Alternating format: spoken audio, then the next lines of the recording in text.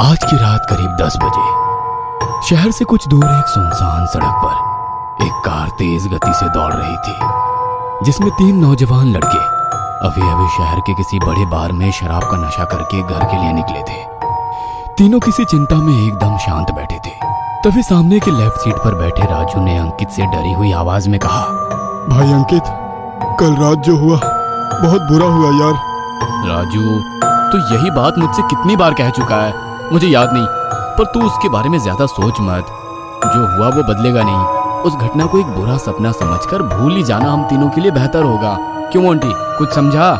वैसे बताने के लिए शुक्रिया, पर ये बात तो मैं आज सुबह ही समझ गया था। बस मुझे थोड़ी चिंता इस बात की है कि उसी को लेकर तुम लोग मुझे आज दोपहर से परेशान कर रहे हो। मोंटी ने बड़े ही आसानी से यह बात बोल दी, जैसे कि कुछ हुआ ही ना हो। राजू और अंकित ने कल के मुकाबले आज थोड़ी कम पी रखी थी। हे मोंटी, ये तू बोल रहा है? कल हम कितने नशे में थे तुझे याद है? कल हमने शराब के नशे में कितनी भयंकर गलती की है, और ये सब तेरा ही प्लान था। राजू ने पश्चाताप की आवाज में कहा। छोड़ ना यार, वो देख सामने मेरा ठिकाना आ गया है। ठीक है दोस्तों, मैं चलता हूँ। अंकित, सामने रोक दे भाई। मोंटी ने बात को टालते हुए कहा। गाड़ी किसी बड़े से बिल्डिंग के सामने आकर रुकी। यह सिर्फ अकेली ऐसी बिल्डिंग थी जो कि सबसे ऊंची थी। बाकी आसपास तो कुछ छोटे छोटे मकान ही थे, और उनसे कुछ ही दूरी पर काली घनी झाड़ियां थी जो बड़ी ही डरावनी दिखाई दे रही थी। मोंटी गाड़ी से उतरा और अपने साथियों को गुड नाइट कहते हुए बिल्डिंग की ओर मुड़ा। इधर अंकित ने कार घुमाई और सीधे राजू के घर का रास्ता पकड़ लिया। तभी अचानक सामने से एक काली धुएंधार परछाई आई और उनको धीमी गति से पार करते हुए पीछे की ओर कहीं गुम हो गई। राजू और अंकित दोनों ही चौंक गए कि अभी यह जस्ट क्या हुआ था। तभी गाड़ी चलाता हुआ अंकित बोला, हे राजू, शायद आज भी हमको कुछ ज्यादा ही चढ़ गई है। चल चुपचाप घर चलते हैं। मैं तुझे छोड़ देता हूँ, फिर मैं अपने घर के लिए निकलूंगा और गहरी नींद में सो जाऊंगा। ज्यादा सोचूंगा तो पागल ही हो जाऊंगा, और तू भी सीधे जाकर सो जाना, और नींद ना आए तो एक आध पैग शराब और गटक जाना, अपने आप ही नींद आ जाएगी। इतना कहकर अंकित चुपचाप गाड़ी की स्पीड दुगुनी करता हुआ स्टीयरिंग संभालने लगा। और राजू ने अपने मन में सोचा कि शायद कल रात को मैं अपने घर पर ही रुकता तो अच्छा होता। गाड़ी सुनसान रास्ते पर थी। दोनों ओर के जंगलों की तेज हवा रौ रौ करते हुए इधर से उधर भटक रही थी। कहीं से किसी पेड़ पर बैठे उल्लू के चीखने की आवाज आ रही थी। इधर मोंटी सीटी बजाता हुआ धीरे धीरे बिल्डिंग की ओर बढ़ रहा था। तभी उसके पीछे कोई दिखा। काली साड़ी, गोरा बदन और काले बिखरे लंबे बालों वाली एक डायन, जिसकी लाल लाल आंखें मोंटी की ओर भयानक गुस्से से गड़ी हुई दिखाई दे रही थी। लग रहा था मानो मोंटी ने उस औरत के साथ बहुत बुरा किया है। आगे की ओर मोंटी अपने कदम बढ़ा रहा था कि तभी उसको ऐसा लगा जैसे कोई उसका पीछा कर रहा हो। किसी के चलने की आवाज उसे आ रही थी।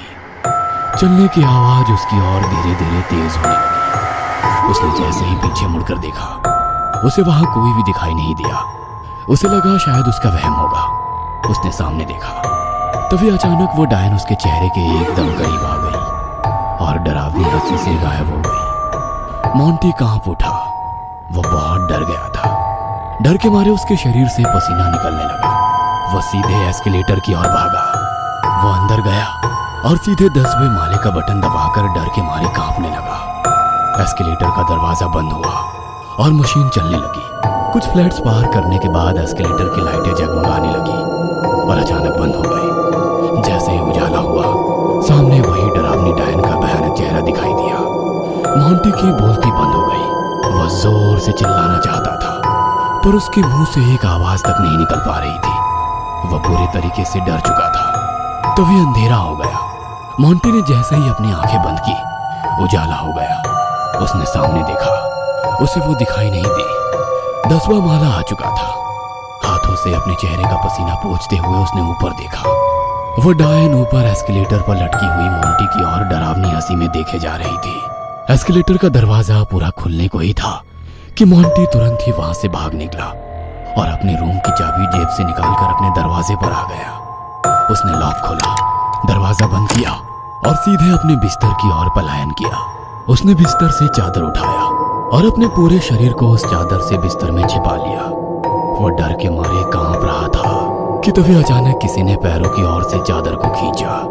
मोंटी की हालत खराब हो गई। डर के मारे उसकी आंखें गीली हो चुकी थी।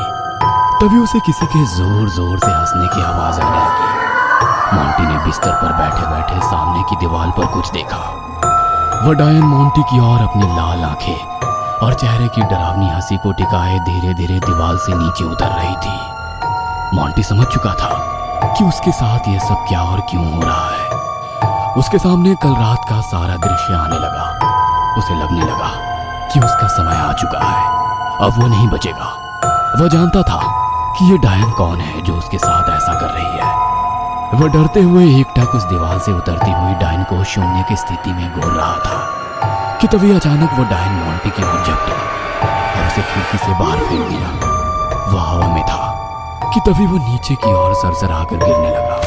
बिल्डिंग के बाहरी और नीचे जमीन पर मोंटी धड़ाम से आ गिरा।